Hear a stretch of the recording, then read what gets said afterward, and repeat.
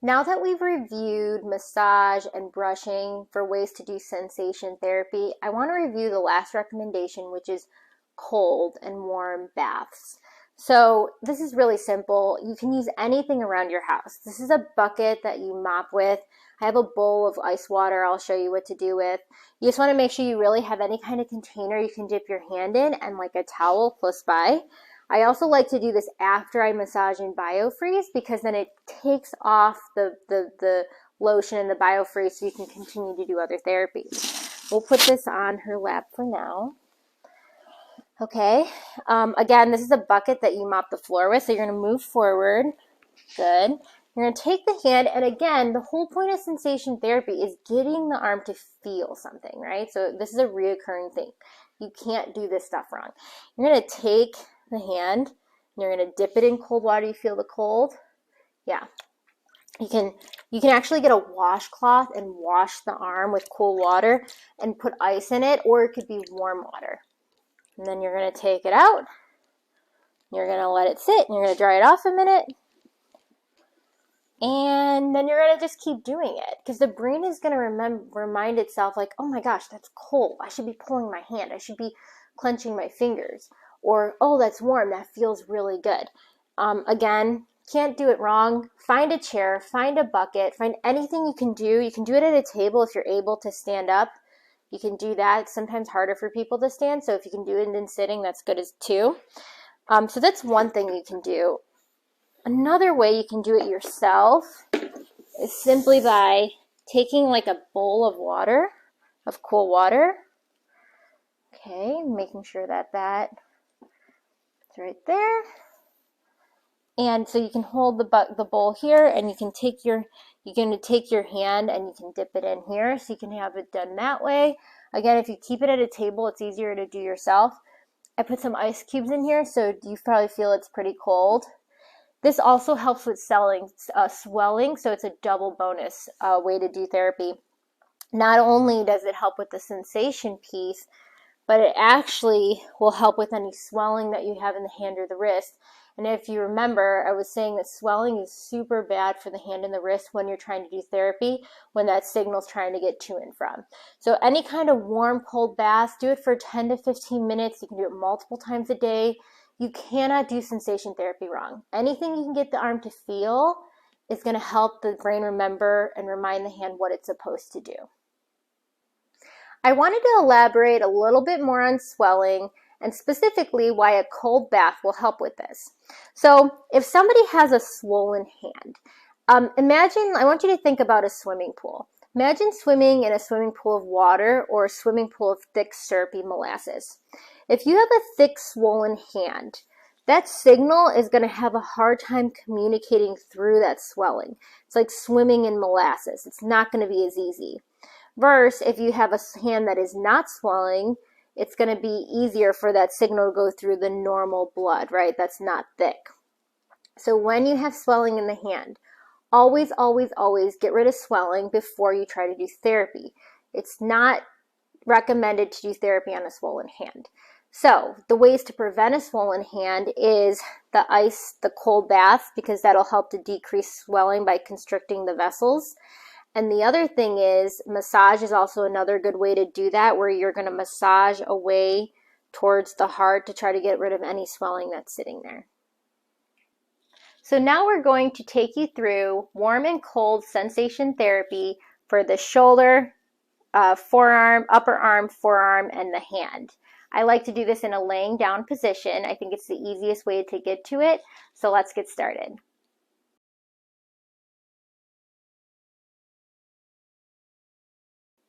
So the first area that I like to do warm and cold on is the back of the shoulder. So for that, I have a bucket here on the ground, and you can again fill that with cold water or warm water, and I have a washcloth. So what you're going to do is you're going to take that person and you're going to make sure you're doing nice big circles. You can come up towards their neck. Again, the whole point of sensation therapy is to help them to feel something again. I have an open palm when I'm doing this. So make sure you hit the back of the shoulder, and you can even come down here and get under here. And also don't be afraid to get underneath the armpit as well. Remember, the more you can get that arm to feel something, the better. So let's move on to shoulder number 2.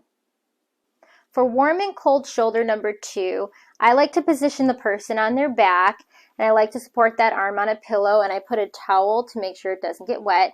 Again, your washcloth, you can dip it in a bucket of cold or warm water, and you want access to the front of the shoulder. So this is where you're going to focus on the top area. You can have them turn their head, and you can do the front of the neck.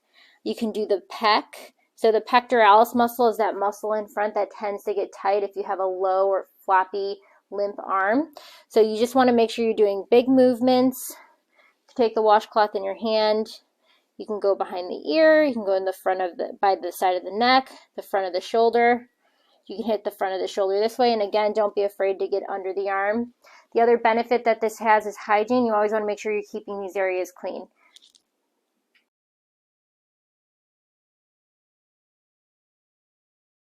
So for warm and cold therapy for the upper arm, the first area I'd start with is the back of the arm.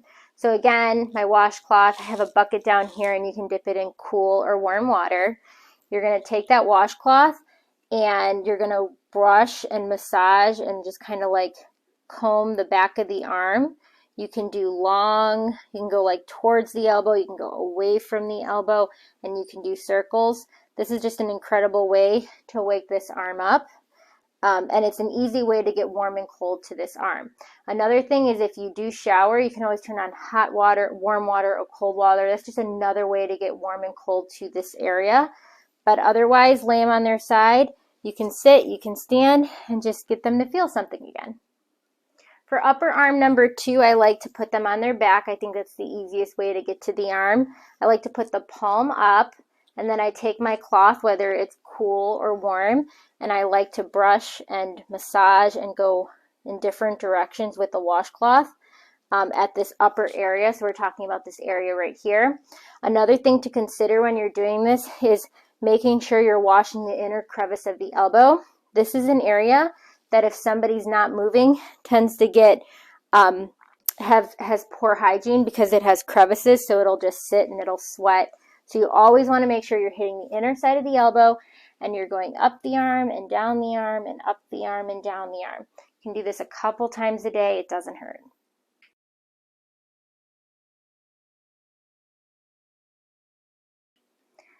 So moving on to warm and cold for the forearm. We had shown you earlier that you can get a bucket and you can dip the person's hand in and out of a bucket of cool or warm water. Well, the limitation to that is you have to have a pretty deep bucket to get to the top of the forearm. So again, I have a bucket down here. You can do warm or cold.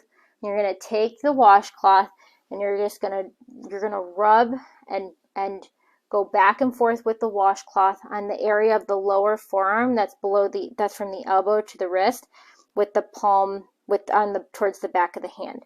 So you're going to go up and down. An area that I really like to focus on is I like to focus on the outside of the elbow when I'm doing this. This is a great area to stimulate when you want to get the hand to open and close again. Forearm number 2 for warm and cold. You can take your washcloth, the bucket's on the floor, and you're going to warm or cool water, and you're going to brush the forearm. So I do really like to take when I'm doing warm and cold, and I like to compartmentalize. So we started with the shoulder, we did the back and front of the upper arm, and now we're on the forearm. So this is where the palm is up. I'm going to go from the wrist to the crevice of the elbow. You can go towards the person, you can go away, you can do circles. Really anything you can get to get that sensation piece firing. The person can also always do this as an added thing on their own, whether they're sitting or laying, to any area of their arm.